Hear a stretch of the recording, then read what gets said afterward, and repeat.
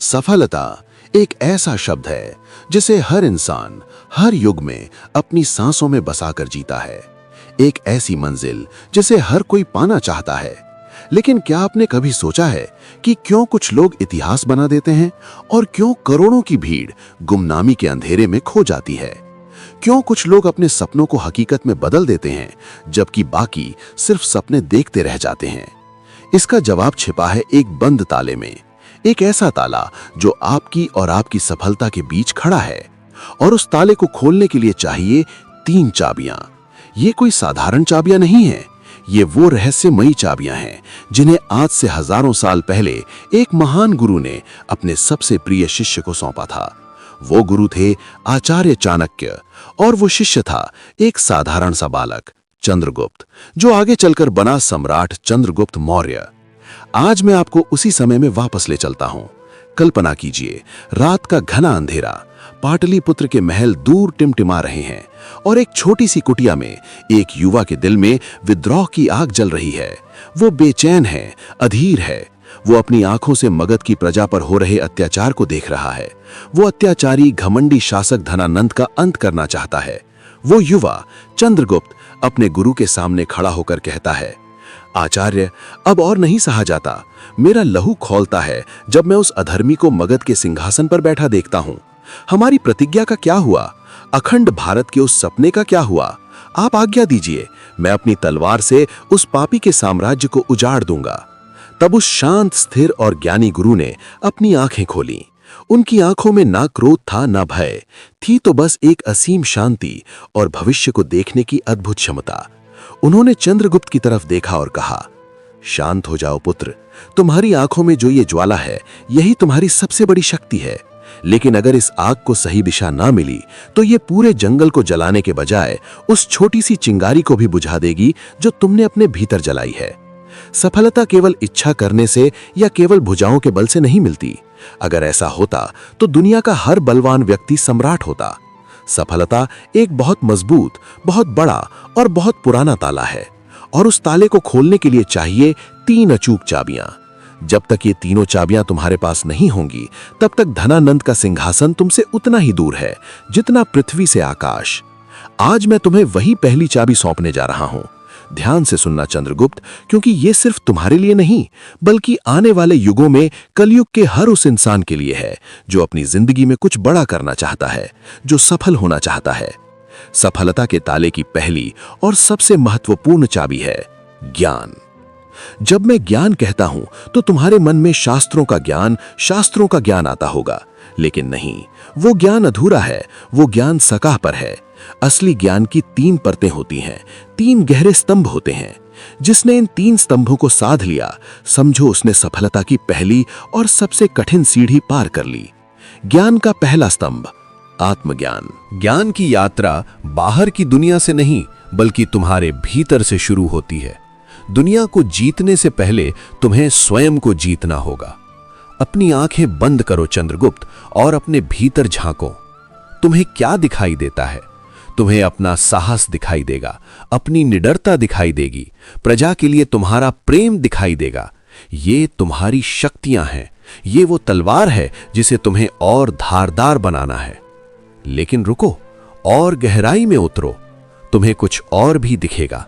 तुम्हें अपना क्रोध दिखेगा, तुम्हारी अधीरता दिखेगी, तुम्हारा अहंकार दिखेगा जो हर पल सिर उठाना चाहता है। यही तुम्हारी कमजोरियां हैं, यही वो दरारें हैं जिनसे दुश्मन तुम्हारी आत्मा के किले में प्रवेश कर सकता है।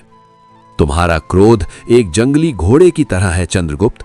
उसमें अपार शक्ति है, वो तुम्हें बहुत तेजी से आगे ले जा सकता है।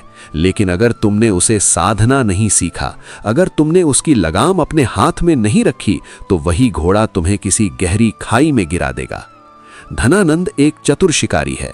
वो तुम्हें गुस्सा दिलाएगा, वो तुम्हें उकसाएगा, वो ऐसी परिस्थितियां बनाएगा कि तुम बिना सोचे समझे कोई कदम उठा लो और उसके जाल में फंस जाओ। जिस दिन तुमने अपनी कमजोरियों को पहचान लिया, उन्हें स्वीकार कर लिया और उन्हें अपनी ताकत में बदलना सीख लिया, उस दिन तुम अपराजेय होने की राह पर चल पड़ोगे। और ये बात सिर्फ तुम पर लागू नहीं होती। आने वाले कलयुग में जब कोई विद्यार्थी किसी बड़ी परीक्षा की तैयारी कर रहा होगा तो उसे सिर्फ किताबों का ज्ञान नहीं बल्कि आत्मज्ञान भी चाहिए होगा।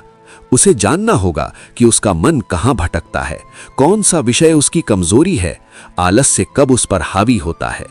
जब कोई व्यापारी अपना कारोबार खड़ा करेगा तो उसे जानना होगा कि क्या वो जोखिम लेने से डरता है या वो जरूरत से ज्यादा लालच करता है। सफलता की पहली शर्त यही है, खुद को जानो, अपने दोस्त और दुश्मन दोनों को अपने भीतर पहचानो। ज्ञान का दूसरा स्तंभ, शत्रु ज्ञान।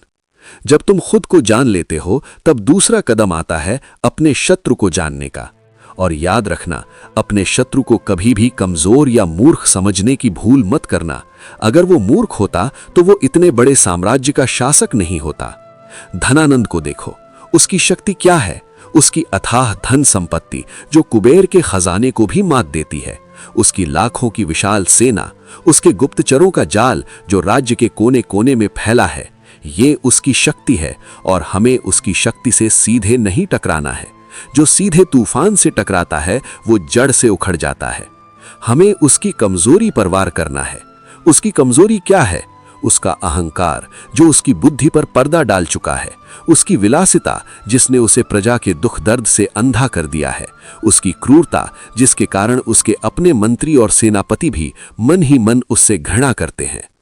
हम उसकी सेना से नहीं लड़ेंगे, हम उसकी सेना के असंतोष को हवा देंगे। हम उसके खजाने को नहीं लूटेंगे, हम ऐसी परिस्थितियां बनाएंगे कि उसका खजाना उसी पर बोझ बन जाए। हम उस पर सीधा प्रहार नहीं करेंगे, हम दीमक की तरह चुपचाप धीरे धीरे उसके साम्राज्य की नींव को खोखला कर देंगे। शत्रु के हर कदम, हर सोच, हर डर की तुम्हें खबर होनी चाहिए। वो कब सोता है, कब जागता है, उसे क्या पसंद है, उसे किससे डर लगता है। जब तुम अपने शत्रु को खुद उससे बेहतर जानने लगोगे तब तुम युद्ध के मैदान में उतरने से पहले ही आधी लड़ाई जीत चुके होगे। और कलयुग में भी यही नियम लागू होगा। वहां तुम्हारा शत्रु कोई व्यक्ति हो ये जरूरी नहीं। तुम्हारा शत्रु हो सकती है तुम्हारी गरीबी, तुम्हारी बीमारी या तुम्हारे रास्ते में खड़ी कोई बड़ी मुश्किल। तुम्हें उसका अध्ययन करना होगा। वो मुश्किल क्यों है, उसकी जड़ें कहाँ हैं, वो किन चीजों से बढ़ती है और किन चीजों से कमजोर होती है। जब तुम अपने शत्रु की प्रकृति को पूरी तरह समझ जाओगे तभी तुम उसे हराने की सही रणनीति बना पाओगे। ज्ञान का तीसरा स्तंभ, परिस्थिति का ज्ञान, यानी सही समय को पहचानने की कला। एक कुशल योद्धा होना ही काफी नहीं है चंद्रगुप्त। एक कुशल धनुर्धर भी यदि गलत समय पर तीर चला दे तो उसका निशाना चूक जाता है। ये समय, अभी का ये पल आक्रमण के लिए सही नहीं है। तुम्हारी शक्ति अभी बिखरी हुई है, प्रजा डरी हुई है, लेकिन क्रांति के लिए तैयार नहीं है। धनानंद की शक्ति अपने चरम पर है। इस समय अगर हमने युद्ध छेड़ा तो ये आत्महत्या होगी। ये समय शक्ति संचय करने का है। ये समय लोगों के दिलों में विश्वास जगाने का है। ये समय चुपचाप अपनी सेना बनाने का है। ये समय धैर्य रखने का है। धैर्य कायरता नहीं है चंद्रगुप्त। धैर्य सही अवसर की प्रतीक्षा करने वाले बुद्धिमान की रणनीति है। प्रकृति को देखो, शेर भी छिपकर अपने शिकार का घंटों तक इंतजार करता है और तभी हमला करता है जब शिकार सबसे ज्यादा असावधान होता है। किसान भी सही मौसम का इंतजार करता है, तभी बीज बोता है। समय से पहले बोया गया बीज उगता नहीं और समय के बाद बोया गया बीज सड़ जाता है। तुम्हें समय के प्रवाह को समझना होगा। तुम्हें जानना होगा कि कब आगे बढ़ना है, कब पीछे हटना है, कब चुप रहना है और कब अपनी आवाज उठानी है। सही समय पर उठाया गया एक छोटा कदम भी तुम्हें मीलों आगे ले जाता है और गलत समय पर चली गई एक बड़ी चाल तुम्हें तुम्हारी पूरी मेहनत पर पानी फेर सकती है। कलयुग का मनुष्य भी इसी चक्र में फंसा होगा। उसे जानना होगा कि निवेश करने का सही समय कब है, अपनी नौकरी बदलने का सही समय कब है, अपने दिल की बात कहने का सही समय कब है। जो समय की चाल को समझ गया, समझो उसने ब्रह्मांड के सबसे बड़े रहस्य को समझ लिया। तो ये है पहली चाबी चंद्रगुप्त, ज्ञान, स्वयं का ज्ञान, शत्रु का ज्ञान और परिस्थिति का ज्ञान। ये चाबी सफलता के ताले में लगेगी और उसे 1/3 घुमा देगी। अभी जाओ और ज्ञान के इस महासागर में गोता लगाओ, मनन करो, चिंतन करो, अपने भीतर देखो, अपने शत्रु पर नजर रखो और सही समय की प्रतीक्षा करो। जब तुम ज्ञान की इस अग्नि परीक्षा में सफल हो जाओगे, जब तुम्हारा मन शांत और तुम्हारी दृष्टि स्पष्ट हो जाएगी, तब मैं तुम्हें सफलता की दूसरी चाबी सौंपूंगा। महीने बीत गए। चंद्रगुप्त ने आचार्य के कहे अनुसार खुद को ज्ञान की अग्नि में झोंक दिया था। उसने अपने भीतर की कमजोरियों को पहचाना। उसने धनानंद की हर चाल, हर आदत का अध्ययन किया और उसने परिस्थितियों के मौन संगीत को सुनना सीख लिया था। अब वो पहले से अधिक शांत, अधिक गहरा और अधिक खतरनाक हो चुका था। एक शाम वो फिर आचार्य की कुटिया में पहुंचा। उसकी आंखों में अब अधीरता नहीं, बल्कि एक ठहरी हुई ज्वाला थी। उसने आचार्य के चरण स्पर्श किए और कहा, गुरुदेव, मैंने ज्ञान के मार्ग पर चलने का प्रयास किया है। मैंने स्वयं को, अपने शत्रु को और परिस्थितियों को समझने की साधना की है। मेरा मार्गदर्शन करें। सफलता के उस ताले की दूसरी चाबी क्या है? आचार्य चाणक्य मुस्कुराए, एक ऐसी मुस्कान जिसमें संतुष्टि का भाव था।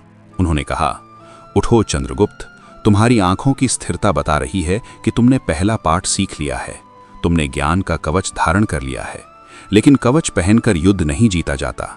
युद्ध जीतने के लिए सही समय पर सही वार करना होता है, और सही समय का इंतजार करने की कला ही सफलता की दूसरी चाबी है। सफलता के ताले की दूसरी चाबी है धैर्य। और जब मैं धैर्य कहता हूं चंद्रगुप्त, तो मेरा अर्थ हाथ पर हाथ धरकर बैठना नहीं है। मेरा अर्थ कायरता या निष्क्रियता नहीं है। धैर्य इस ब्रह्मांड की सबसे सक्रिय और सबसे शक्तिशाली ऊर्जाओं में से एक है।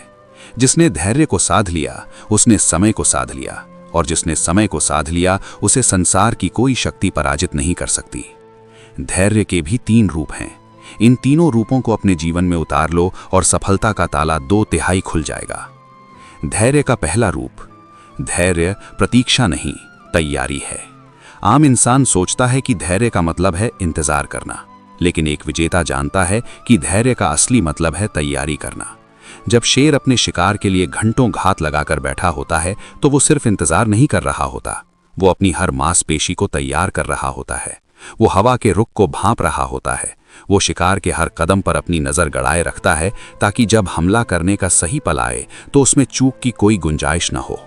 अभी हमारा समय नहीं आया है चंद्रगुप्त, लेकिन ये खाली बैठने का समय भी नहीं है, ये तैयारी का समय है। जब तुम और मैं यहाँ रणनीति बना रहे हैं, तो इसी धैर्य के पल में हमारे सैनिक शस्त्र चलाना सीख रहे हैं।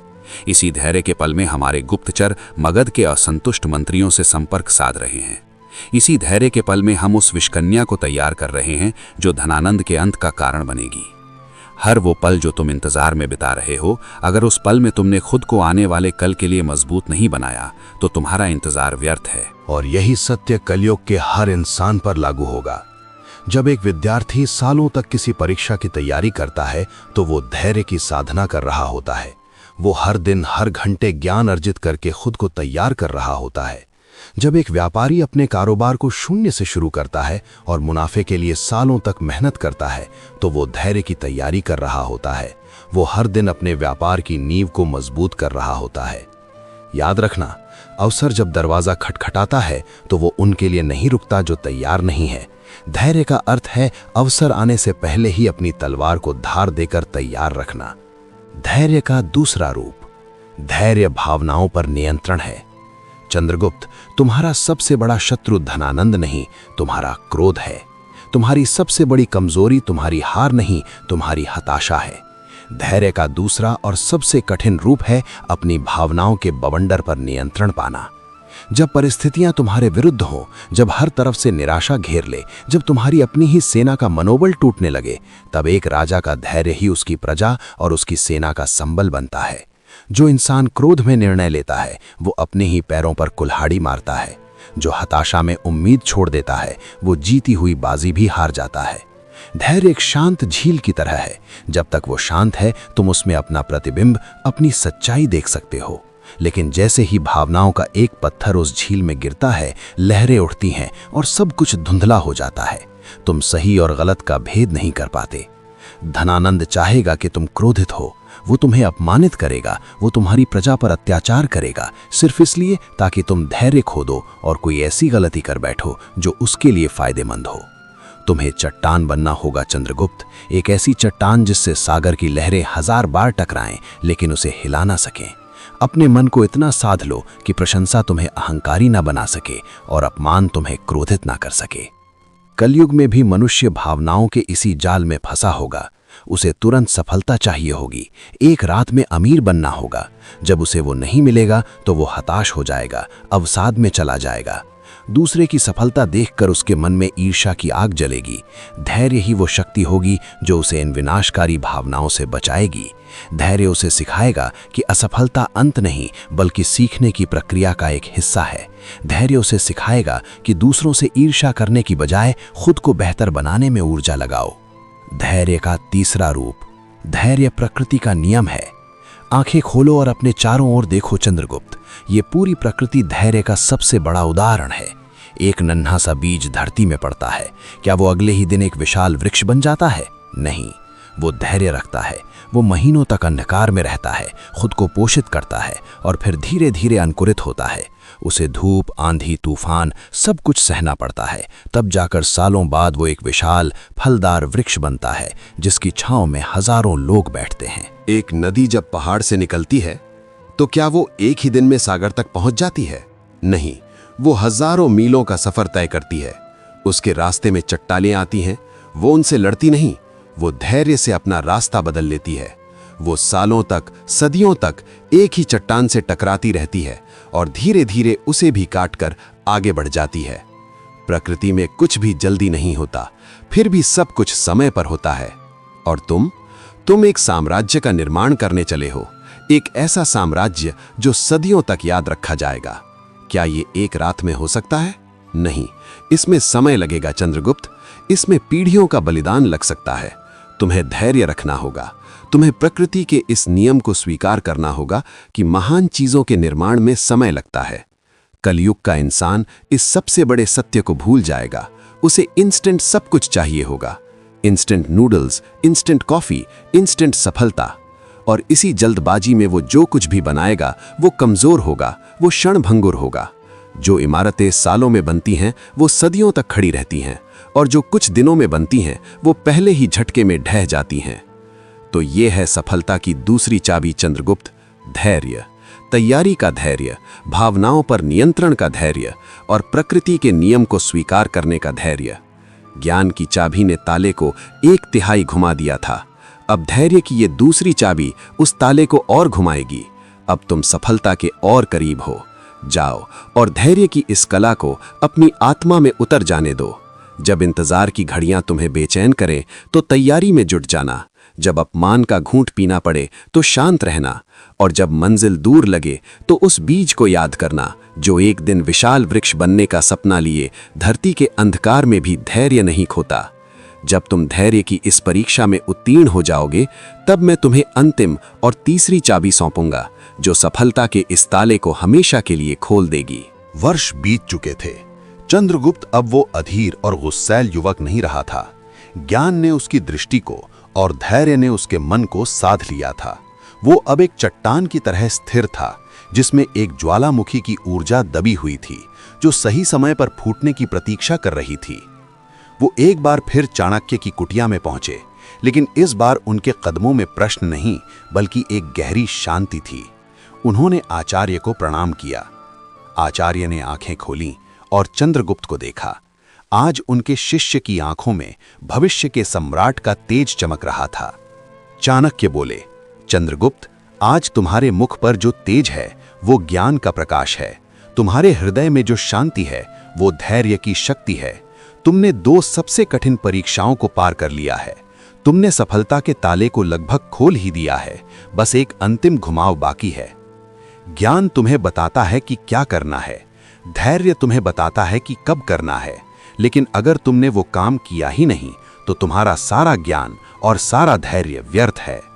सफलता के ताले की अंतिम और निर्णायक चाबी है कर्म, सही समय पर किया गया सही कर्म। ज्ञान एक तलवार की तरह है चंद्रगुप्त। तुमने दुनिया की सबसे तीखी तलवार हासिल कर ली है। धैर्य उस तलवार को चलाने की कला है। तुमने वो कला भी सीख ली है, लेकिन जब तक तुम उस तलवार को मयान से निकालकर दुश्मन पर वार नहीं करोगे तब तक युद्ध नहीं जीता जा सकता। ज्ञान और धैर्य तुम्हें शक्तिशाली बना सकते हैं, लेकिन विजय केवल कर्म दिलाता है। और इस कर्म के भी 3 रहस्य हैं जिन्हें तुम्हें अपनी आत्मा में उतारना होगा। कर्म का पहला रहस्य, पहला कदम उठाने का साहस। संसार में सबसे कठिन काम क्या है जानते हो चंद्रगुप्त? हजारों मील की यात्रा करना नहीं, सबसे कठिन काम है उस यात्रा का पहला कदम उठाना। बहुत से ज्ञानी लोग हैं दुनिया में जिनके मस्तिष्क में ज्ञान का सागर भरा है। बहुत से धैर्यवान लोग हैं जो सालों तक सही अवसर की प्रतीक्षा कर सकते हैं, लेकिन वो कभी सफल नहीं हो पाते क्योंकि वो पहला कदम उठाने से डरते हैं। वो सोचते रहते हैं, विश्लेषण करते रहते हैं और कर्म का वो क्षण बीत जाता है। तुम्हारा ज्ञान तुम्हें बताएगा कि धनानंद की सेना में कहाँ कमजोरी है। तुम्हारा धैर्य तुम्हें उस पल का इंतजार करवाएगा जब वो कमजोरी सबसे ज्यादा उजागर हो, लेकिन तुम्हारा कर्म ही उस कमजोरी पर पहला प्रहार करेगा। अगर तुमने वो प्रहार किया ही नहीं तो एक नया दिन आएगा और धनानंद अपनी उस कमजोरी को ढक लेगा। याद रखना, कर्म न करने का सबसे बड़ा कारण होता है असफलता का डर। इंसान सोचता है अगर मैं हार गया तो, लेकिन मैं कहता हूं जो कर्म ही नहीं करता वो तो पहले ही हार चुका है। कर्म करने वाला या तो जीतता है या सीखता है, वो हारता कभी नहीं। और यही दुविधा कलयुग के मनुष्य की सबसे बड़ी बाधा होगी। उसके पास विचार होंगे, योजनाएं होंगी, सपने होंगे, लेकिन वो शुरुआत करने से डरेगा। वो सही समय का, सही संसाधनों का इंतजार करता रहेगा और इंतजार करते करते उसकी पूरी जिंदगी निकल जाएगी। सफलता का पहला मंत्र है सोचो समझो, पर जब कर्म का क्षण आए तो बिना डरे पहला कदम उठा लो। एक छोटा सा कदम भी तुम्हें उन करोड़ों लोगों से आगे कर देगा जो सिर्फ सोचते रह जाते हैं। कर्म का दूसरा रहस्य, परिणाम से मुक्त होकर कर्म करना। ये कर्म का सबसे गहरा रहस्य है। जब तुम कोई काम करते हो तो तुम्हारा पूरा ध्यान उस काम पर होना चाहिए, उसके परिणाम पर नहीं। जब एक धनुर्धर अपना बाण चलाता है तो अगर उसका ध्यान इस बात पर होगा कि निशाना लगेगा या नहीं, लोग मेरी प्रशंसा करेंगे या मेरा उपहास उड़ाएंगे, तो उसका हाथ कांप जाएगा और निशाना चूक जाएगा। एक श्रेष्ठ धनुर्धर का पूरा ध्यान सिर्फ एक चीज पर होता है, अपनी सांस, धनुष की प्रत्यंचा और लक्ष्य। वो परिणाम से मुक्त होकर कर्म करता है और इसीलिए उसका निशाना अचूक होता है। जब तुम धनानंद के विरुद्ध अपनी सेना का नेतृत्व करोगे तो ये मत सोचना कि मैं जीतूंगा या हारूंगा, इतिहास मुझे सम्राट कहेगा या विद्रोही। अगर तुम इन विचारों में उलझे तो तुम लड़ नहीं पाओगे। तुम्हारा कर्म है युद्ध करना, तुम्हारा धर्म है अपनी पूरी क्षमता से लड़ना। बस उसी पर ध्यान केंद्रित करो। जीत या हार भविष्य तय करेगा। तुम्हारा काम है अपना वर्तमान, अपना कर्म श्रेष्ठ बनाना। कलयुग का मनुष्य परिणामों के मोह में बुरी तरह जकड़ा होगा। वो कोई भी काम शुरू करने से पहले उसके फल के बारे में सोचेगा। मुझे इससे कितना लाभ होगा, मुझे कितनी प्रसिद्धि मिलेगी, और इसी फल की आसक्ति उसे कर्म के आनंद से वंचित कर देगी। वो हर छोटी असफलता पर निराश हो जाएगा और प्रयास करना छोड़ देगा। याद रखना चंद्रगुप्त, तुम्हारा अधिकार केवल कर्म करने पर है, उसके फल पर तुम्हारा कोई नियंत्रण नहीं है। जो इस रहस्य को समझ गया उसे ना तो सफलता का अहंकार छू सकता है और ना ही असफलता का भय तोड़ सकता है। कर्म का तीसरा रहस्य, रणनीतिक कर्म। और अंतिम रहस्य, कर्म अंधा नहीं होना चाहिए। कर्म को ज्ञान की आंखें और धैर्य का संतुलन चाहिए। केवल मेहनत करना ही काफी नहीं है। एक गधा भी दिन भर मेहनत करता है पर वो वहीं का वहीं रहता है। तुम्हें एक राजा की तरह कर्म करना है, रणनीतिक कर्म। इसका अर्थ है अपनी ऊर्जा को सही जगह, सही समय पर और सही मात्रा में लगाना। 100 कमजोर प्रहार करने से बेहतर है सही जगह पर किया गया एक शक्तिशाली प्रहार। तुम्हारी पहली चाबी ज्ञान तुम्हें बताएगी कि दुश्मन का सबसे कमजोर बिंदु कौन सा है। तुम्हारी दूसरी चाबी धैर्य तुम्हें उस क्षण तक रोके रखेगी जब उस बिंदु पर प्रहार करना सबसे प्रभावी हो। और तुम्हारी तीसरी चाबी कर्म उस क्षण में पूरी शक्ति से प्रहार करेगी। कभी तुम्हें साम यानी प्रेम से काम लेना होगा, कभी दाम यानी मूल्य चुकाकर, कभी दंड यानी बल का प्रयोग करके, और कभी भेद यानी शत्रु में फूट डालकर। कौन सा कर्म कब करना है, यही रणनीति है। मूर्ख हर ताले को तोड़ने की कोशिश करता है, बुद्धिमान सही चाबी का प्रयोग करता है। कलयुग में लोग हार्ड वर्क को ही सफलता का पर्याय मानेंगे, लेकिन सफल वो होगा जो स्मार्ट वर्क करेगा, जो अपनी ऊर्जा को 100 जगह बिखेरने की बजाय एक लक्ष्य पर केंद्रित करेगा और उसे भेद देगा। अब देखो, चंद्रगुप्त, ज्ञान, धैर्य और कर्म ये 3 अलग-अलग चाबियां नहीं हैं, ये एक ही महाशक्ति के 3 अटूट अंग हैं। ज्ञान के बिना कर्म अंधा है, कर्म के बिना ज्ञान व्यर्थ है और धैर्य के बिना ज्ञान और कर्म दोनों ही दिशाहीन है। ज्ञान वो नक्शा है जो तुम्हें मंजिल का रास्ता दिखाता है, धैर्य वो शक्ति है जो तुम्हें उस रास्ते पर बिना थके, बिना रुके चलने की हिम्मत देता है, और कर्म वो कदम है जो तुम्हें वास्तव में उस रास्ते पर आगे बढ़ाते हैं। तुमने तीनों चाबियां प्राप्त कर ली हैं, तुमने सफलता के ताले को पूरी तरह समझ लिया है। अब मेरा काम समाप्त हुआ और तुम्हारा काम आरंभ होता है। अब जाओ, ज्ञान का शस्त्र तुम्हारे पास है, धैर्य का कवच तुमने पहन लिया है। अब कर्म की अपनी तलवार उठाओ और मगध के सिंहासन पर मौर्य वंश का वो ध्वज फहरा दो जिसका सपना हमने मिलकर देखा था। तुम्हारी प्रतीक्षा का समय समाप्त हुआ चंद्रगुप्त, अब तुम्हारे कर्म का युग आरंभ होता है। जाओ और अपने भाग्य का निर्माण स्वयं करो।